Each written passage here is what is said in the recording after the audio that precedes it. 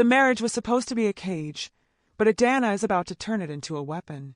As she digs deeper into Dante's empire, the line between captor and ally begins to blur. Every stolen glance carries weight. Every touch ignites something neither can control. But when Adanna uncovers the traitor's identity, the revelation threatens to destroy everything, including the twisted bond growing between her and the man who should be her enemy. In a world where trust is currency and betrayal means death, two people bound by force must choose between vengeance and an impossible love. The final chapter will leave you breathless. Don't forget to like, comment, and subscribe, because this ending changes everything.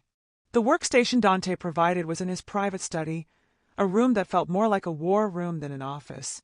3 monitors, a secure server, and enough computing power to run a small government. The walls were lined with maps marked with colored pins, financial charts, and photographs of men Adanna assumed were either allies or targets. Maybe both. Dante sat across from her at the massive desk, watching her set up her analysis software with the intensity of a man studying a weapon he wasn't sure he trusted. "These are your original files," he said, sliding a hard drive across the polished surface. "And these are the versions the police received. Another drive. You have full access to our communication logs for the past year, financial records, and personnel files. Everything you requested." Adanna plugged in the drives, her fingers moving automatically across the keyboard. "I'll need context for the raids. Exact times, locations, what was compromised." "Already loaded." He gestured to a file on the screen. "The first raid was 3 months ago. A shipping container in Civitavecchia. They knew exactly when it would arrive, what it contained, and which of my men would be there to receive it. 8 arrested. The second was worse. They hit 3 locations simultaneously. Warehouses in Rome, Naples, and Genoa. That's when my cousin was shot." Adanna opened the files, scanning the details. The precision was striking. Whoever leaked this information had access to real-time operational data. "What about the third raid?" 2 weeks ago. They seized our books, financial records going back 5 years. That's when they found your research files on one of the arresting officer's tablets. Files that contained information matching what we'd lost." She pulled up her original research files, comparing them side by side with the doctored versions. The differences were subtle but unmistakable. Her academic writing style was consistent, but the inserted information had different syntax patterns, different word choices. Whoever had doctored the files was good, but not perfect. "This isn't my writing," she said, highlighting a section. "Look at the sentence structure. I never use semicolons like this. And this terminology, primary distribution node, that's law enforcement language, not academic." Dante leaned forward, studying the screen. He was close enough that she could feel the heat radiating from him, smell that woody cologne that was becoming dangerously familiar. "Can you trace who added it?" "Maybe. Digital files contain metadata, information about when they were created, modified, accessed. If whoever doctored these files wasn't careful about scrubbing that data, I can find timestamps that don't match my access patterns." Her fingers flew across the keyboard, pulling up metadata logs. "Here. This section was modified on August 15th at 2:17 a.m. I was on a flight from San Francisco to Rome that day. No internet access." Something shifted in Dante's expression. Not quite belief, but consideration. "Continue." For the next 6 hours, Adanna worked in concentrated silence, building a timeline of when her files had been accessed and modified. Dante stayed in the room, making calls in Italian, reviewing documents, but always watching her. She tried to ignore the weight of his attention, focusing instead on the patterns emerging from the data. By evening, she had something concrete. "Whoever did this accessed my university cloud storage 17 times over 3 months," she said, rotating the monitor so Dante could see her analysis. "Each time corresponded with one of your operations being compromised. They'd access my files, add false information, then presumably share the doctored versions with law enforcement. Can you identify who accessed them?" "Not directly. They used a VPN and spoof credentials. But I can tell you where they accessed them from." She pulled up an IP geolocation map. 16 of the 17 access points were in Rome, the same district as your headquarters. Dante's expression went very still. "Someone in my organization. Someone with sophisticated technical skills and detailed knowledge of your operations. Someone who knew about my research and saw an opportunity to use me as cover. Adanna met his gaze directly. Someone you trust.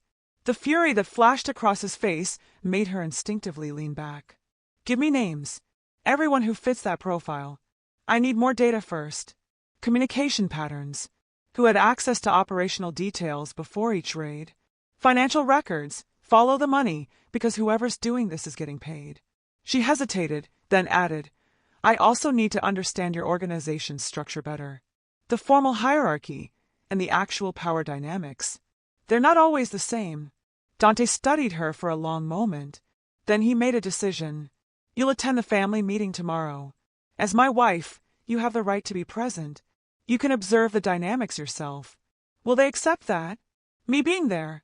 A cold smile touched his lips. They'll accept what I tell them to accept. Your family now, Dr. Okafor. Whether any of us like it or not. The conference room could have belonged to any major corporation. Sleek table, leather chairs, screens on the walls, except for the men who filed in the next morning. These weren't executives. They were soldiers. Predators in expensive suits who looked at Adanna with varying degrees of suspicion, curiosity, and hostility. Dante sat at the head of the table, and Adanna sat to his right. The power statement was clear. She was under his protection, positioned as his equal. It made her skin crawl and gave her safety in equal measure. Gentlemen, Dante began in English, presumably for her benefit. You've all heard about our recent difficulties. What you haven't heard is that we may have identified the source of our security breach. That got everyone's attention. A dozen pairs of eyes swiveled toward Adanna. The researcher was framed, Dante continued, his voice brooking no argument. Someone inside this organization used her work to disguise their own betrayal. My wife, the word made several men shift uncomfortably, has been analyzing the evidence. She'll be working with us to identify the traitor. With all respect, boss, said a heavy-set man with gray at his temples. How do we know she's not still working against us? This could be a ploy to... Carlo! Dante's voice was soft, but it cut through the room like a blade. Are you questioning my judgment? Carlo went pale. No, boss. Of course not. Good. Because I've already verified her findings independently. The files were doctored. Someone accessed her university account from Rome and planted false information. That someone is in this room or reports to someone in this room.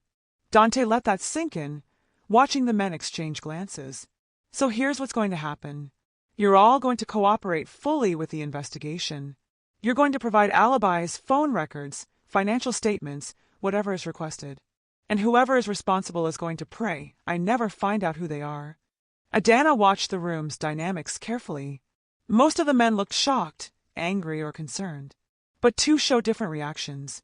A younger man, Marco, she recognized him from her kidnapping, looked scared. Not surprised scared, guilty scared. And an older man at the far end of the table, distinguished and cold-eyed, looked calculating, like he was running probability assessments. I need status updates, Dante continued. Luca, what's the situation with our detained men? The scarred man who'd grabbed her from the archive consulted a tablet. Legal is working on bail for the lower-level guys. The senior men are being held without bail, charged with racketeering and trafficking. Trials won't start for at least 6 months. Acceptable. What about the shipping routes? We've rerouted everything through the Adriatic. It's slower and more expensive, but secure for now. The Sicilians are complaining about delays. They can complain to someone who cares. Financial status. An accountant-looking man spoke up. The seizures cost us approximately 40 million euros. We have reserves, but if there's another major loss... There won't be. Not once we've eliminated the leak. Dante's eyes swept the room. What about my cousin? Any updates? The room went quiet. Finally, an older man with white hair spoke gently. He's stable, Dante. Still in intensive care, but the doctors say he'll survive. He might walk again with physical therapy. Something cracked in Dante's expression. Just for a moment, Adanna saw past the terrifying control to the man beneath. Someone who cared deeply about his family. Someone who'd been betrayed in the worst possible way. Good, Dante said quietly. That's good. This meeting is over. Carlo, Luca, stay. Everyone else out. As the room cleared, Adanna started to stand, but Dante's hand on her wrist stopped her. You stay too. You need to hear this. When the others were gone and the door was closed, Dante leaned back in his chair. Talk to me. What did you see? Adanna hesitated, choosing her words carefully. Most of them seemed genuinely surprised about the framing. But two reactions stood out. Marco looked guilty, like he knew something he shouldn't. And the older man at the end of the table. My uncle. Antonio Kang. Dante's expression was grim. He looked like he was calculating something. Running scenarios. That's Antonio's nature. He's my father's brother, head of our financial operations. He's always thinking 3 moves ahead. Dante turned to Luca. What do you think? Marco's scared of something, Luca agreed. Could be he knows who the mole is. Could be he's involved. I can question him. Not yet. I want surveillance first. Adanna, can you pull Marco's communication records? Cross-reference them with the timeline of the leaks. Yes. And I want to look at Antonio's too. Anyone with access to financial operations could be selling information for payment. Carlo, the heavy-set man who'd questioned Adanna earlier, frowned. You really think Antonio would betray the family? He's blood. Blood doesn't always mean loyalty, Dante said coldly. My father trusted the wrong people and it got him killed. I won't make the same mistake. He stood, signaling the end of the discussion. Luca arranged 24-hour surveillance on Marco. Carlo, I want a full audit of Antonio's accounts going back 2 years. Be discreet. If he is involved, I don't want him knowing we're looking. Back in the study, Adanna dove into the new data with renewed focus. She pulled Marco's phone records, email logs, and financial transactions, building a comprehensive picture of his movements and communications over the past 6 months. The pattern that emerged was damning. Dante! Her voice was tight. Look at this. He came to stand behind her chair, close enough that she could feel his breath on her neck. She tried to ignore the shiver that ran down her spine. Marco made 17 calls to a burner phone, she said, highlighting the entries. 1 call the day before each raid. Each call lasted less than 2 minutes. And look at the deposits to his account. 50,000 euros after each raid. Always from a shell company. Shell company owned by whom? That's going to take more digging. But someone paid Marco to leak information. He wasn't the mastermind, though. These calls are too short. He was reporting to someone, taking orders. Dante's hand came down on the desk beside her, his knuckles white. I want to know who. Tonight. I need access to the shell company's registration documents, banking records, anything that shows ownership structure. You'll have it. He pulled out his phone, making a rapid call in Italian. When he hung up, his expression was dangerous. My lawyers will have the documents within an hour. They'll be delivered here. In the meantime, keep working on Antonio's records. If he's involved, I want proof before I act. Adanna worked through dinner, barely noticing when Sophia brought food. Dante came and went, handling other business, but he always returned to the study, watching her, waiting.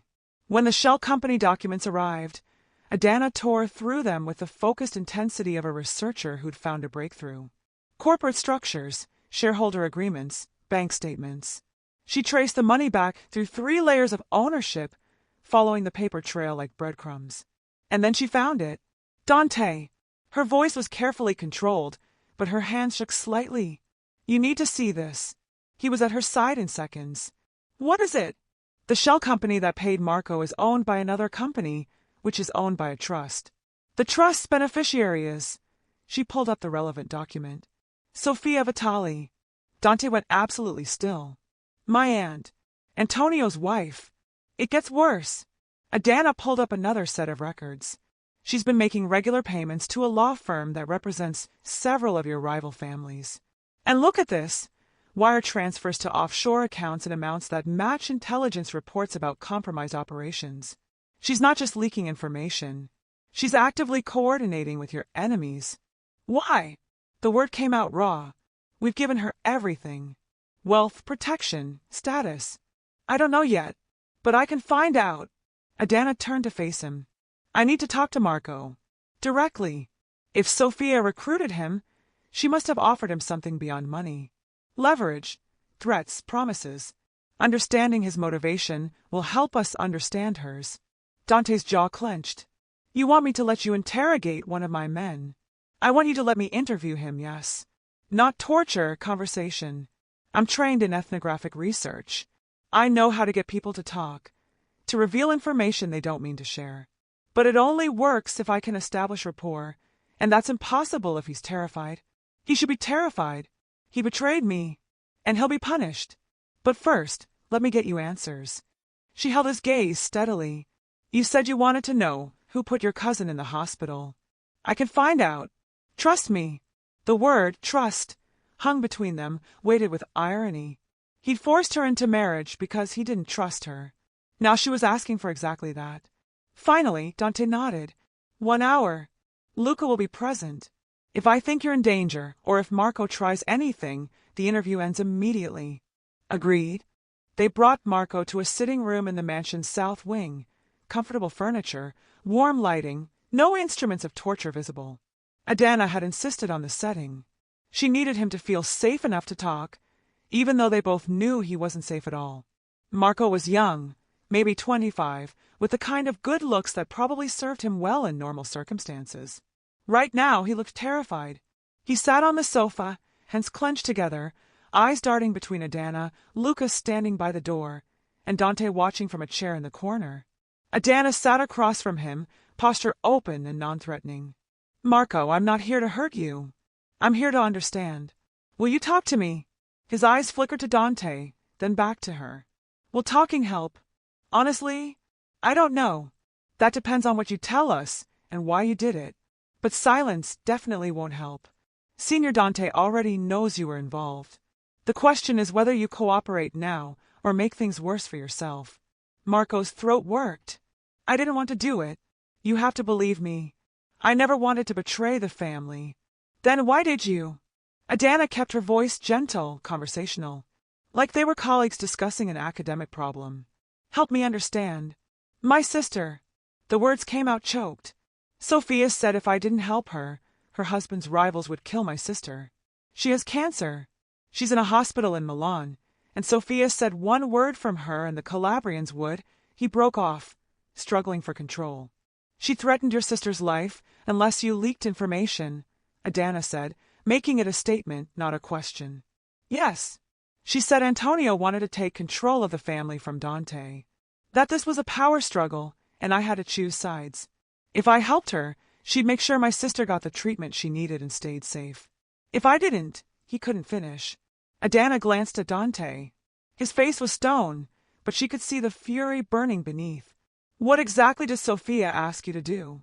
She'd tell me when to access the researcher's files, your files. I didn't even know who you were, just that there was this American professor studying us. Sophia gave me credentials to log into your university account. I'd add information she provided, details about upcoming operations, and then send the modified files to a contact she'd given me. Did you know the contact was police? No, not at first. I swear. I thought it was Antonio, that this was all internal family politics. But after the first raid, when men got arrested, I realized, his voice cracked. I realized I was helping outsiders. But by then it was too late. Sophia said if I stopped or told anyone, my sister would die. Where did Sophia get the operational details? Dante spoke for the first time, his voice deadly quiet. Marco flinched. From Antonio. He'd share information with her, and she'd pass it to me to leak. I don't think he knew she was working with the police, though. I think she was playing him, too. Why would she do this? Adanna pressed. What does she gain from destroying the family? I don't know. She never explained. But I heard her on the phone once. She was speaking English. Didn't know I was nearby. She said something about, when this is over, we'll finally be free. Like she was planning to leave. To escape something. Dante stood abruptly and walked to the window, his back to the room. The tension, radiating from him, was palpable. Who else is involved? I don't know. I swear on my sister's life, I only dealt with Sophia. She might have other people working for her, but I never met them. Adanna studied Marco carefully, analyzing his body language, his micro-expressions. He was telling the truth, or at least what he believed to be the truth. Have you communicated with Sophia recently? Yesterday. She wanted to know if there was any progress on identifying the mole. I told her the investigation was ongoing, that you were analyzing files. He looked miserable. I'm sorry. I know that was a betrayal too, but I couldn't, my sister. We understand, Adanna said, even though she was far from certain that was true. Marco, I need you to do something for me. I need you to keep communicating with Sophia. Tell her the investigation has hit a dead end, that I haven't found anything conclusive. Can you do that? He looked confused but nodded. Yes. Yes, I can do that. Good. Don't tell her about this conversation. Act normal. If she suspects you've been compromised, she'll disappear, and we'll lose our chance to stop her. Adanna glanced at Dante for confirmation. He turned from the window, and the look in his eyes made Marco shrink into the sofa. Do exactly as she says. If you deviate from these instructions by even a word, what I do to you will make you beg for death. Do you understand? Yes, boss. I understand. Luca, take him to secure holding. No contact with anyone except immediate family. His sister, verify she's real and that she actually has cancer. If she does, move her to our hospital in Florence with round-the-clock security. If this is all a lie, bring me his fingers. As Luca escorted a shaking Marco from the room, Adanna stood. He was telling the truth about his sister. I could tell. Your anthropology training gives you the ability to detect lies. My anthropology training gives me the ability to read people. He's a pawn, Dante. Sophia is the player.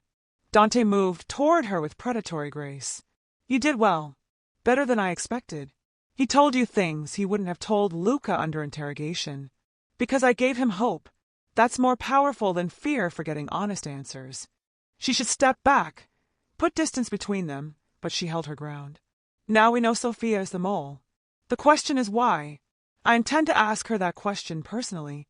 His voice was cold enough to frost glass. Tonight, we'll confront her and Antonio together, and we'll get our answers. And then I'll do what needs to be done to protect my family. He reached out, almost absently, and tucked a stray braid behind her ear. The gesture was startlingly intimate. You've proven your value, Dr. Okafor. You've also proven your innocence. I was wrong about you. It was the closest thing to an apology she was likely to get. Does that mean you'll honor our agreement? The annulment? Something dark flashed in his eyes. Eventually. But not yet. You're still safer as my wife than as my former prisoner. My enemies don't know you're innocent. Until we've eliminated the threat completely, you need my protection. How convenient for you. A smile tugged at his lips. Isn't it? Then he was gone, leaving her alone with the disturbing realization that she was beginning to understand him. To predict his moves. To see the logic in his ruthlessness. And worse, she was beginning to see the man beneath the monster. Dante arranged a family dinner for that evening. Antonio and Sophia were invited, along with the senior members of the organization. Adanna dressed carefully in a deep burgundy dress that Sophia brought. Elegant, expensive, appropriate for a Mafia wife. The ring on her finger felt heavier than it had that morning. The dining room was set for 16 people. Adanna recognized most of them from the morning meeting. Antonio and Sophia arrived fashionably late, and Adanna studied her target carefully. Sophia Vitali was beautiful in a cold, classical way. Late 40s, blonde, impeccably dressed in Valentino. She moved with the confidence of someone who'd been wealthy and powerful her entire life. When she was introduced to Adanna, her smile didn't reach her eyes. So you're the little researcher who caused all this trouble, Sophia said in accented English. How interesting that Dante chose to marry you rather than dispose of you. He must see something valuable. He sees potential usefulness, Adanna replied evenly, though I imagine you understand that concept well. Something flickered in Sophia's expression. Then she laughed lightly and turned away. Dinner was a performance. Multiple courses, expensive wine, careful conversation that danced around the real tensions simmering beneath the surface. Adanna watched Sophia carefully, noting how she barely touched her food, how her gaze kept drifting to the exits, how she checked her phone repeatedly despite the social impropriety. She was nervous. Good. After dessert, Dante stood. I have an announcement. We've identified the source of our security breach. The room went silent. Every eye turned to him. For the past 3 months, someone in our family has been leaking operational details to law enforcement. They accessed researcher files, planted false information, and used an innocent woman as a scapegoat. His gaze swept the room, landing on Antonio. Uncle, your wife has some explaining to do. Antonio's face went from confusion to shock to fury in seconds. What are you saying? I'm saying Sophia has been systematically betraying us. She recruited Marco to leak information. She coordinated with our enemies, and she nearly got my cousin killed. Dante's voice remained calm, but the menace beneath was unmistakable. Would you like to explain why, Aunt? Sophia had gone pale, but her chin lifted defiantly. I don't know what lies you've been told. We have bank records. Adanna interrupted, standing. Wire transfers from your shell company to Marco. Communication logs between you and law enforcement contacts. Financial payments to your husband's rivals. It's all documented. Documented by an American outsider who has every reason to frame someone else. Sophia's voice rose. You expect us to believe her over me? I'm family. Family that betrayed us, Lucas said coldly, rising from his seat. Two other guards moved to block the exits. Antonio looked devastated. Sophia, tell me this isn't true. Tell me you didn't. It is true, Sophia said, and her whole demeanor changed. The carefully cultivated elegance fell away, replaced by cold fury. And I'd do it again. You want to know why, Dante? Because your family destroyed mine. 23 years ago, your father murdered my brother in a territorial dispute. He was innocent, just a courier, but your father killed him to send a message to our family. And then what? He forced me to marry Antonio to cement an alliance. Took everything from me and called it politics. The room erupted. Antonio was shouting. Other men were demanding explanations. But Dante simply watched Sophia with an expression of cold calculation. So this was revenge, he said quietly. You've spent 2 decades planning this. I've spent 2 decades in a cage. Sophia's voice cracked. Married to a man I don't love, serving a family I despise, watching you people thrive while my brother is dead and forgotten. So yes, I took my revenge. I gave the police everything they needed to destroy you. And I would have succeeded if you hadn't brought in her. She glared at Adanna with pure hatred. You risked your own husband's life, Dante said. Antonio could have been killed in those raids. Antonio was complicit in my brother's death. He knew. They all knew. Sophia's hands were shaking. I wanted all of you to suffer the way I've suffered, to lose everything. Antonio looked like he'd been struck. I loved you. I gave you everything. You gave me a prison with expensive furniture. Sophia turned on him. Do you know what it's like to smile and play the perfect wife while remembering that your husband's family murdered your only sibling? To attend Christmas dinners with the man who gave the order? To have children in this family, knowing they're the grandchildren of a murderer? The pain in her voice was real, and for a moment, Adanna felt something close to sympathy. This wasn't just betrayal. It was a woman who'd been broken by a system that valued power over humanity. But then she thought of Dante's cousin in the hospital, of 20 men in custody, of Marco's sister used as a pawn. Sophia's pain didn't justify the destruction she'd caused. Take her, Dante said quietly. Luca moved forward, but Sophia was faster. She pulled a small pistol from her clutch, how had she gotten it past security, and aimed it directly at Adanna. Nobody moves, Sophia said, her voice steady now. Or the researcher dies. Dante went very still, his eyes locked on the gun. Sophia, you don't want to do this. Don't I? She's the reason you found me. She's the reason this is all falling apart. Remove her, and you're back to suspecting everyone, trusting no one. It's perfect symmetry. Sophia's finger tightened on the trigger. Your father took someone I loved. Now I take someone you. She didn't finish the sentence. Dante moved with inhuman speed, crossing the distance between them and grabbing Sophia's wrist. The gun discharged, the shot going wild, shattering a window. Then Dante had Sophia on the ground, the weapon knocked away, his hand around her throat. You just made a fatal mistake, he said, his voice devoid of emotion. No one threatens what's mine. Dante! Antonio's voice was broken. Please. She's my wife. Let me. She stopped being family the moment she betrayed us. Dante looked at Luca. Secure her. Separate interrogation room. I want to know every contact, every plan, every piece of information she shared. And I want to know if anyone else was involved. As they dragged Sophia away, she wasn't fighting anymore, just staring at Antonio with something like regret. Dante turned to his uncle. I'm sorry. I know this is painful. Antonio looked like he'd aged 20 years in 20 minutes. What will happen to her? That depends on what we learn from interrogation. But she'll face consequences for what she's done.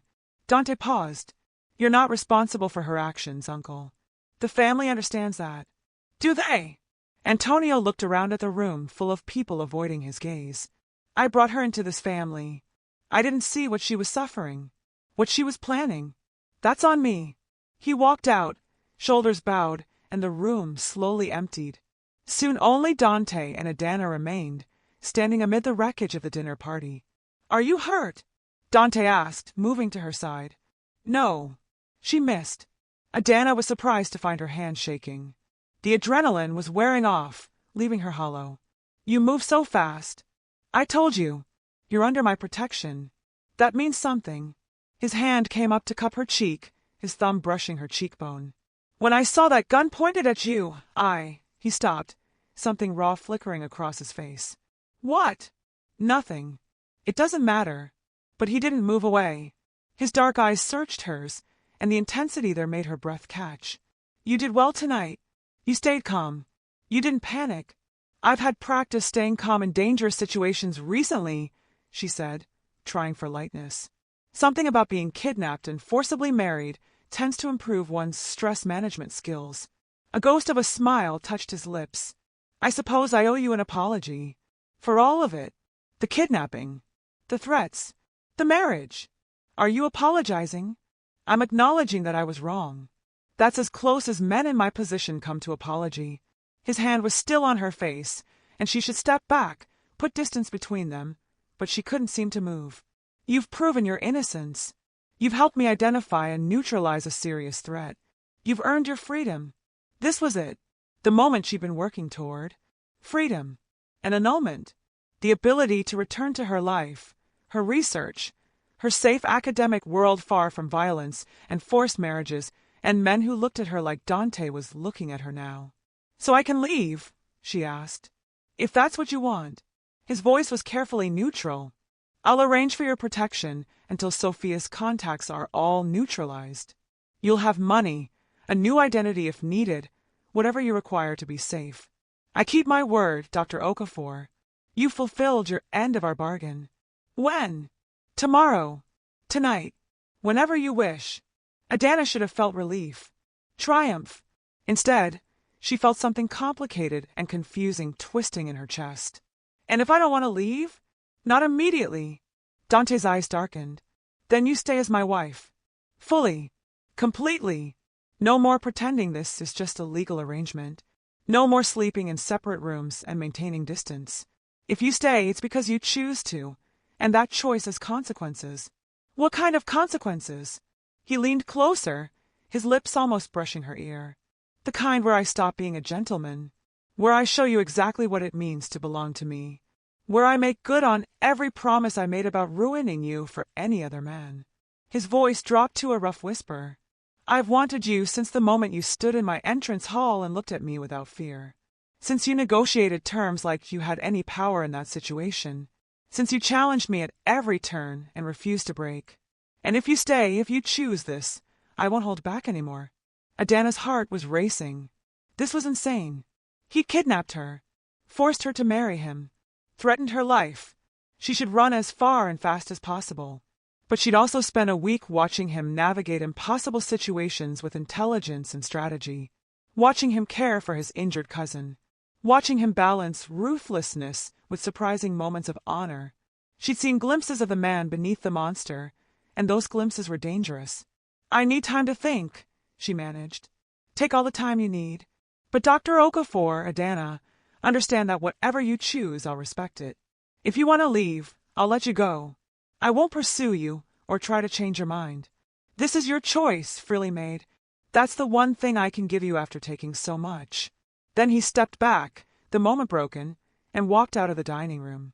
Adanna stood alone, surrounded by the debris of Sophia's unraveled life and tried to understand what she wanted. Adanna didn't sleep that night.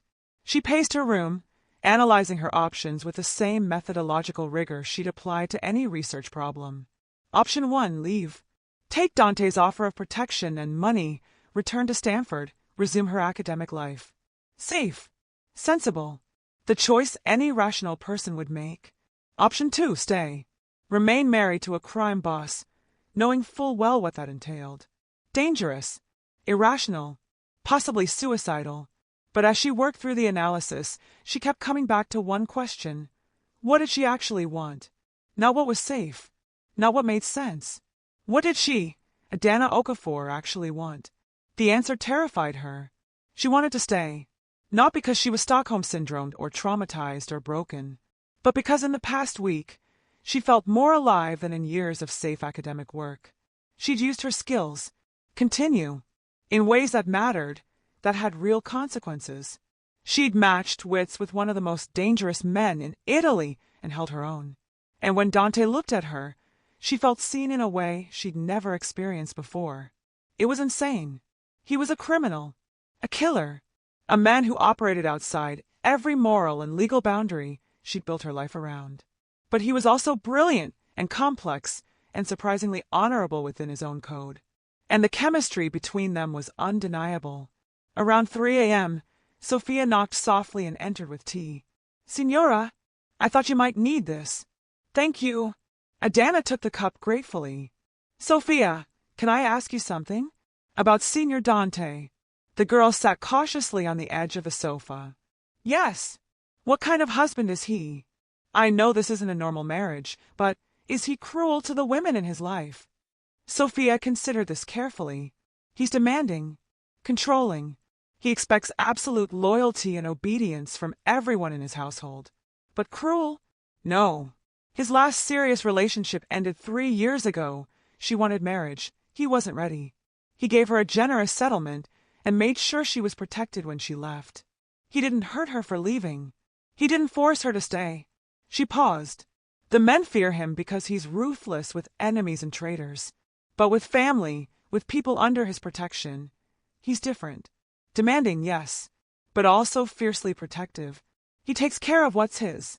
And if I stayed, if I chose to make this marriage real, then you'd be his. Completely. He doesn't do anything halfway, Signora. If you accept him, he'll consume you. But he'll also worship you in his way. Protect you. Give you everything." Sophia met her eyes directly. "The question is whether you can accept who he is. What he does. The violence and the power and the darkness. Because he won't change that for anyone." After Sophia left, Adanna returned to her pacing. Could she accept it? Could she build a life with a man whose business was crime, whose power came from violence, whose enemies would always be circling? The academic in her said no. It violated every ethical principle she'd been trained to uphold. But the woman who'd spent a week in his world, who'd seen the complexity and contradictions, who'd felt electricity every time he touched her, that woman said yes. By dawn, she'd made her decision. She found Dante in his study, looking like he hadn't slept either. He was at his desk, working through papers, but he looked up when she entered. "Dr. Okafor, have you decided?" "I have." She crossed the room and sat in the chair across from him, the same position where she'd analyzed files and hunted traitors. "I'm staying." Something flashed in his eyes. Surprise, maybe, or triumph or relief. "You understand what that means. I understand that you're a crime boss, that you do terrible things, that this life is dangerous and complicated and nothing like what I planned." She held his gaze steadily. "I also understand that I'm more attracted to you than I've been to anyone in my life, that we have chemistry that's dangerous and probably destructive, and that I want to see where this goes, even knowing it might destroy me." Dante stood slowly, moving around the desk. "Last chance to change your mind." "I won't." Her heart was racing, but her voice was steady. "I choose this. I choose you. Freely. Then come here." It wasn't a request. Adanna stood and closed the distance between them. Dante's hand came up to cup her face, his thumb brushing her lower lip. "You're mine now," he said quietly. "Not because I forced you. Because you chose it. That makes all the difference." "I know." He kissed her then, and it wasn't gentle. It was consuming, possessive, a claim and a promise all at once. Adanna kissed him back with equal intensity, pouring weeks of tension and fear and unexpected attraction into the contact. When they finally broke apart, both breathing hard, Dante rested his forehead against hers. "I will hurt you," he said, voice rough. "Not intentionally, but it's inevitable. My life, my work, it leaves scars. Then we'll have scars together." She pulled back enough to meet his eyes. "But I have conditions. If I'm staying as your wife, really your wife, then I need certain things." "Name them." "First, honesty. You don't lie to me about what you do, or who you are.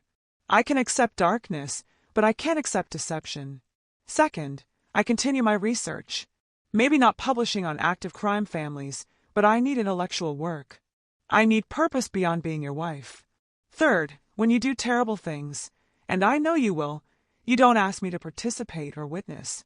You don't try to make me complicit. Acceptable. And in return, you get my loyalty, my discretion, my commitment to making this work despite the impossibility of it." She paused. "And access to my expertise. I can help you rebuild what Sophia destroyed, help you understand organizational dynamics, help you be better at what you do. If I'm going to be part of this world, I might as well be useful." A slow smile spread across his face. "Dr. Okafor, I think you just negotiated yourself into being my consigliera. Is that a problem? It's perfect." He kissed her again, softer this time. "Welcome to the family. For real this time." The conference room at Stanford's anthropology department was exactly as Adanna remembered.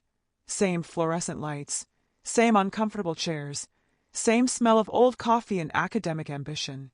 But she was different. She stood at the front, presenting her revised dissertation to the committee. The topic had changed. Instead of active crime families, she focused purely on historical succession patterns, using only archival data. It was safer, more ethical, and honestly, less interesting than what she knew now. But some knowledge wasn't meant for academic papers. The defense went well. Her committee praised the rigor of her analysis, the novelty of her frameworks. When they left to deliberate, Adanna checked her phone. 3 messages from Dante. "How's it going? They'd be idiots not to pass you. Missing you. Come home soon." Home. It was still strange to think of that Italian mansion as home. But it was.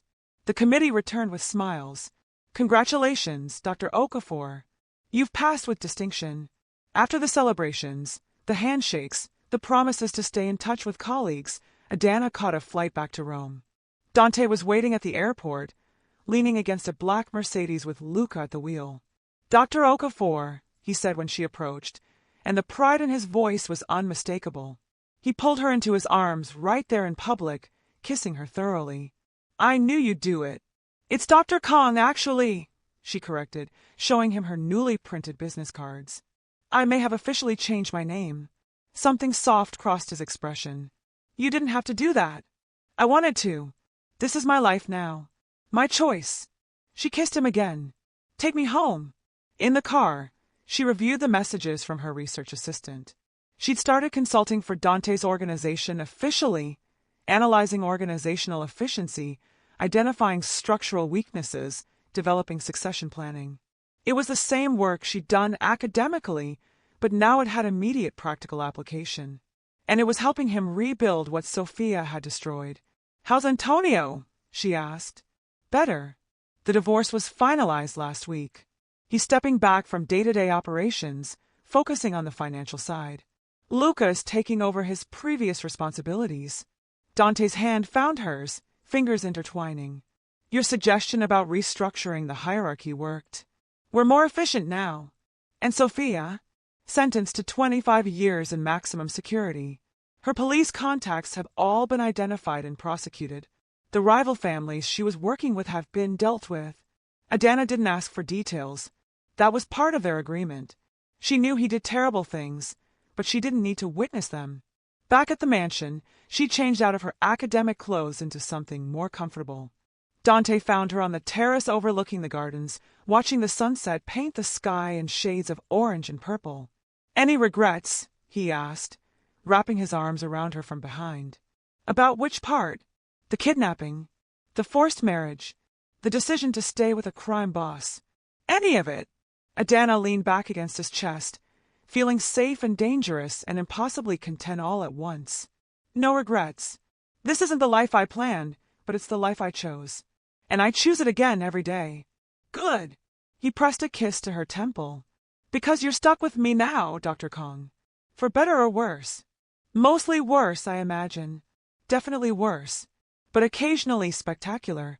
She turned in his arms, rising on her toes to kiss him. I can live with that. And she could. This life was dangerous, complicated, ethically ambiguous. But it was also vibrant and passionate and deeply, impossibly real. She was a scholar married to a criminal, a researcher embedded in the system she once studied from a distance, a woman who'd found love in the most unlikely place. Her dissertation committee would never understand. Her colleagues would be horrified if they knew the truth. But Adanna understood something now that she'd never grasped in all her academic research. Organizations, families, systems, they were all just stories people told themselves about power and loyalty and survival. She'd been forced into this story against her will. But she'd chosen to stay. And in that choice, she found something that no amount of research could have taught her. Sometimes the most interesting discoveries happen when you stop observing from a distance and step fully into the chaos. Sometimes the captive becomes willing. Sometimes the cage becomes home. And sometimes, just sometimes, the most dangerous man in Rome turns out to be the one person who sees you clearly, challenges you constantly, and loves you completely, darkness and all. The end. Thank you for joining Adanna and Dante on their twisted journey from captivity to choice, from hatred to impossible love. If this story consumed you the way it consumed them, please like this video, share your thoughts in the comments, and subscribe for more dark romance stories that blur the lines between power and passion. What would you have chosen in Adanna's position? Let me know below. Until next time, remember, sometimes the most dangerous prisons are the ones we choose to stay in.